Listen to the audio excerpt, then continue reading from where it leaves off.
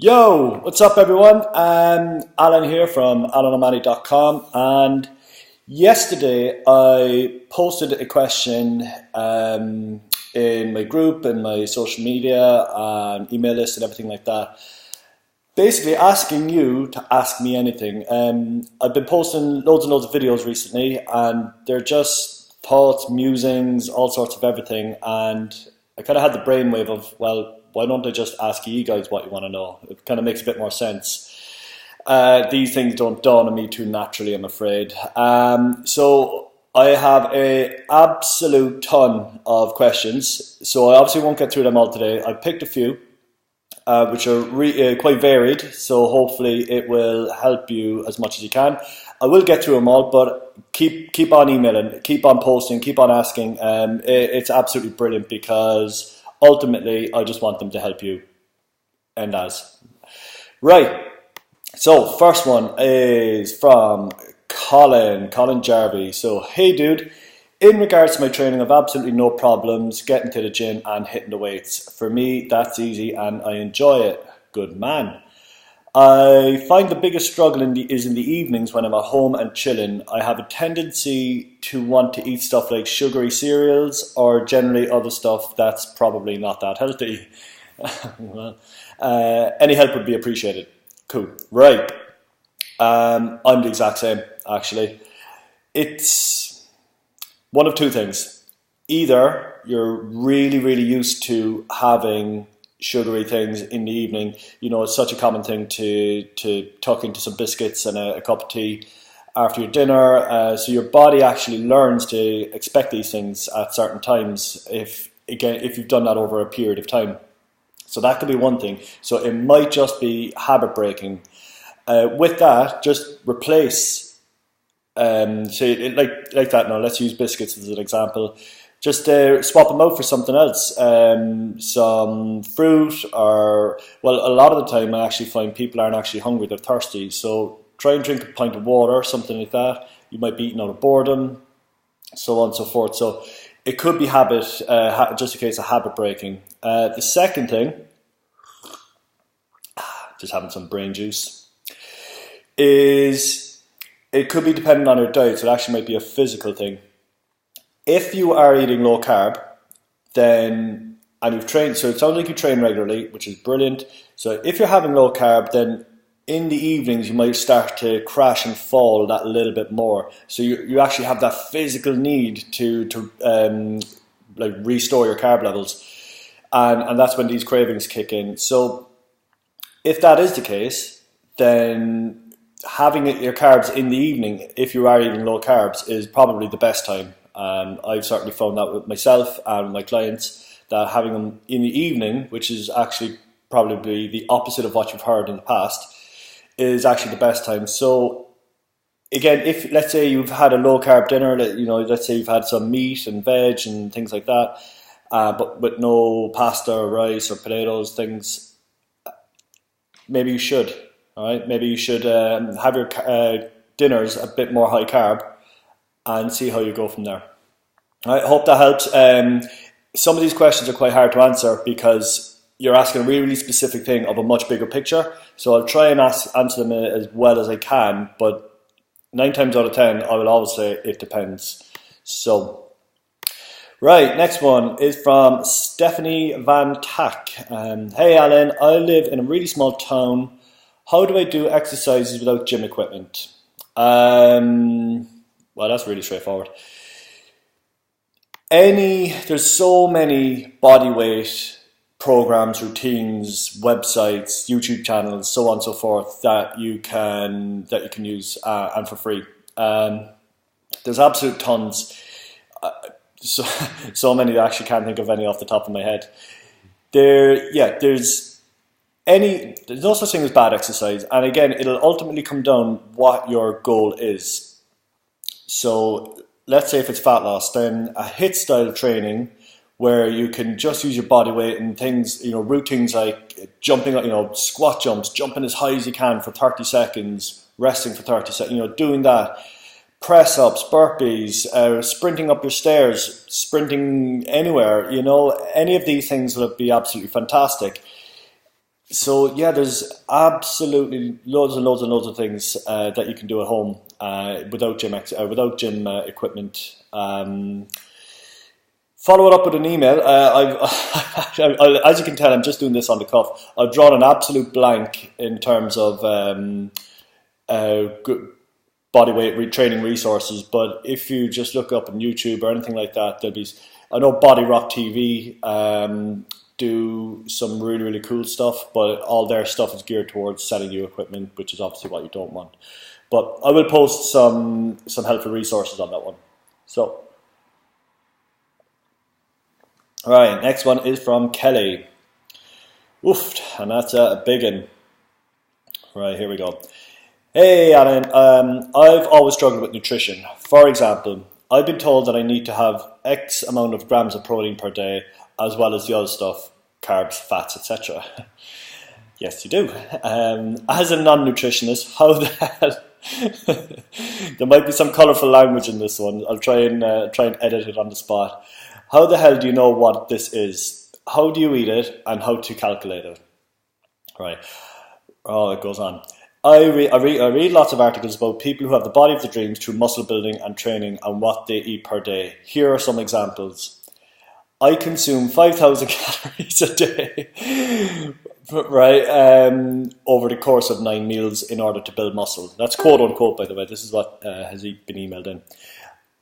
Then quote unquote, I eat a lot to build muscle up and then strip it down. I gradually go from 5,000 to 2,000 calories to lower the fat. This stuff baffles me because it makes me realize that I have absolutely no idea what I'm doing in terms of my nutrition. That's understandable. All I try and do is eat more protein. I have no idea what I'm actually consuming and if it's helping or hindering my progress. So my first question is, right, how do I actually work out what I should have with my current weight, aesthetics and future goals in mind? Good question. Secondly, how do I calculate this stuff and keep track of it to make sure what I'm eating, or I am eating what I'm supposed to? Right. Two quite big questions here. Right, so the first thing, that article you've read must have been from a pro bodybuilder, and a male one at that, and a possibly a top one. Anyone who's eating 5,000 calories a day must be either A, massively huge muscular and needs that, or B, hugely obese. I would imagine it's the former, it's the bodybuilder. Now, to go from 5,000 to 2,000 is a hell of a drop, one that, again, I wouldn't expect a bodybuilder to do, but got to understand, these things are, when you read things like this, it's all about context. So if you're reading about a pro bodybuilder, he has two modes, muscle building or fat burning, one or the other. When he's looking to build muscle, so he's off season, he's going to push his calories up and up and up and up, and that's why he's eating 5,000. When he comes into a competition period, then he's going to drop those calories back down. So he's then stripping the fat right back. So he goes in phases. It's up and down throughout the year. So that's why. So he doesn't just switch it from one day to the next. It's part of an overall plan. So how do I work out? So again, it really depends on your current weight. It also depends on what your future goals are.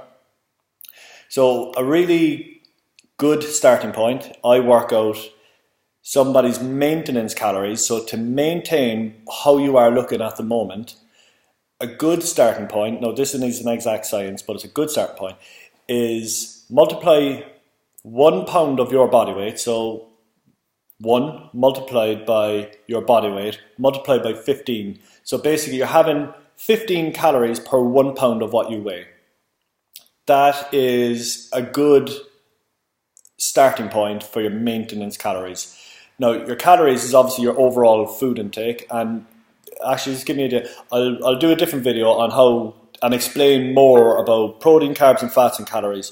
But basically, your calories are your overall, and then they're divided into three things. I'm trying to draw diagrams here, not successfully.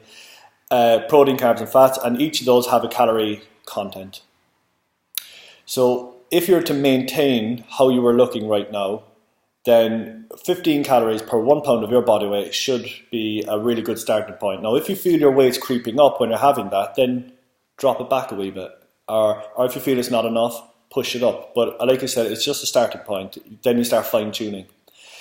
Right, secondly, how do I calculate this stuff and keep track of it to make sure I know what I'm supposed to do? Two things. Two things that I know of. MyFitnessPal is a pretty decent app. I would question the accuracy of it, because what you can do with that is you put in, say, all right, I'm having a chicken breast with some salad. You put that in, it'll actually calculate the protein and calorie content for you straight away. But the problem with it is that you're relying on other people, on putting the correct values for them in. I hope I'm making sense here. And I don't know if I trust that.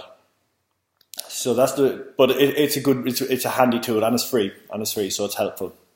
The other one, and this is, it's going to sound like a shameless plug, but it really isn't. It's actually the reason why I've created it. My nutrition site is perfect for what your problem is here, Kelly. Basically, it's over 1,000 recipes, and you pick if you calculate your calories or your macro split or anything like that, you can add the foods that are in the site, and it tallies up your calories, your proteins, your carbs, and your fats instantly. So you just keep adding the foods that you like until you hit your required amount, and you can then basically just eat that. Really, really simple. So, but yeah, that's it. They're really, really big questions that are actually quite difficult to answer. But I would, first of all, stop reading articles from pro bodybuilders. That's obviously not helping you. I wouldn't expect you to eat 5,000 calories. Never mind drop them from 5,000 to 3, down to 2,000. But I think you're ahead of the curve on a lot of things there. To understand that you do need to calculate these things and keep an eye on them is very important, but it can also be overwhelming and actually debilitating. So don't overstress it. Keep your calories in check, first of all, and I'll actually follow up this video with maybe during the week, or actually it'll be during the week because I need a whiteboard.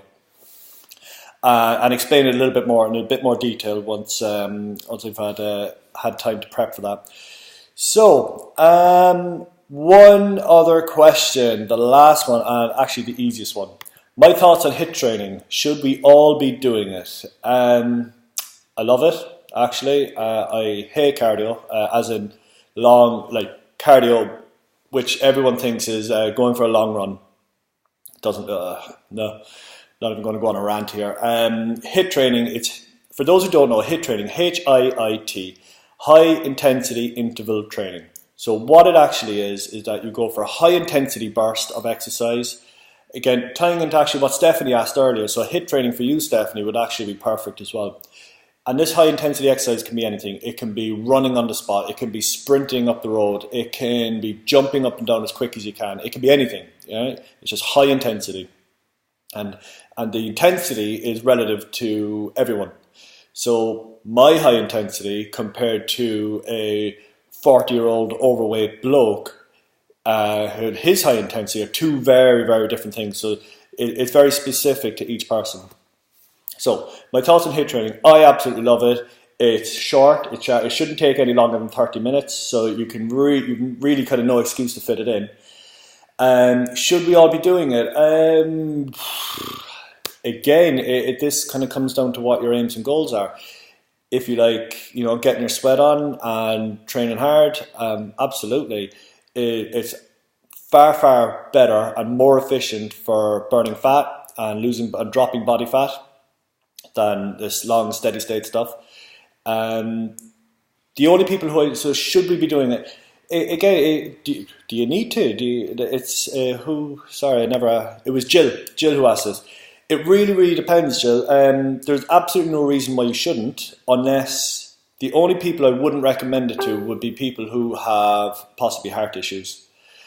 So either elderly people or maybe seriously obese people, I would be quite careful of who I would use it with there. But for the general population and younger, healthier, fitter people, absolutely, 100%. But again, if you're happy with your current training regime and you're not doing it and you're happy with how you're looking, then why you don't need to bring it in. It's one of those things. It's a tough one to answer, but there's no reason. Like I do, so my thoughts on it. I do like it. I do use it. I do it with a lot of my clients. I do it in both my my alpha male and alpha female plans. So yeah, I do like it. And should we all be doing it then? Yeah, because not enough people do it. I see people in the gyms and the first thing they do, they go up on the treadmill or the cross trainer or the rower and they plod away there for the next 40 minutes or so. When in fact, if they spend 20 to 30 minutes busting a gut and doing HIIT style training, they're in there for less time and what they're doing is far more beneficial. So yes, for the majority, but like with the 5, maybe 10%, I would say probably not. So, right, that's about 16 minutes. Actually longer than what I thought. I try not to ramble on these things, but sometimes it can't be avoided. So, yeah, I'm gonna love doing these. I really hope, I want them to be as helpful and as beneficial to you guys. So please keep emailing, keep asking, keep posting anything that I can help with in terms of your training and nutrition, even mindset stuff. I'm really into that, as well as getting your head straight. Then please post, please ask, and I'm gonna make these a weekly thing, and I'll do it more often if I have even more questions. So that's everything. The next one I'll do will be, like I said, about just breaking down, making nutrition simple, and I will post that during the week. So everyone, thank you for posting. Thank you for asking. I will get back to you. I will promise. And have a cracking weekend. All right. Peace.